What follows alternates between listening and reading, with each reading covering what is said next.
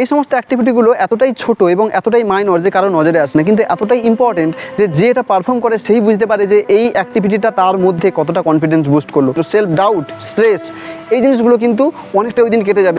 এই অ্যাক্টিভিটিগুলোর মধ্যে ধরো এরকম একটা অ্যাক্টিভিটি যে তুমি মুখে মুখে বাজারের হিসাব করতে পারছো, হতে পারে এমন কোনো কোশ্চেনের অ্যান্সার তুমি দিতে পারছো যেটা তুমি এক্সপেক্ট করো না যে তুমি দিতে পারবে, হতে পারে এরকম কোনো সিচুয়েশান যেটা তুমি ভাবছিলে যে এই পরিস্থিতি থেকে আমি বেরিয়ে আসতে পারবো না, সেটা নিজের বুদ্ধি কাজে লাগিয়ে কিন্তু বেরিয়ে আসতে পেরেছো। তোমার দৃষ্টিভঙ্গিতে যারা জীবনে অনেক উন্নতি করেছে তাদের সাথে কথা বলো, তাদের সাথে ইন্টারাকশনের মাধ্যমে তুমি এইটা ফাইন্ড আউট করার চেষ্টা করো যে এমন কোনো কোয়ালিটি যেটা ওর মধ্যে নেই কিন্তু আমার মধ্যে আছে।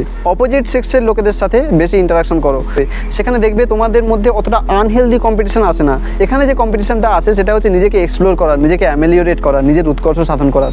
পরস্পর নিজেদের মধ্যে কিন্তু ট্যালেন্ট হারনেস করার একটা মোটিভেশন চলে আসে। এই মোটিভেশন তোমাদের কিন্তু পরবর্তী সাফল্যে বা পরবর্তী যে স্টেপ সেখানে যেতে অনেকটা সাহায্য করবে, আমার ব্যক্তিগতভাবে এটা মনে হয়।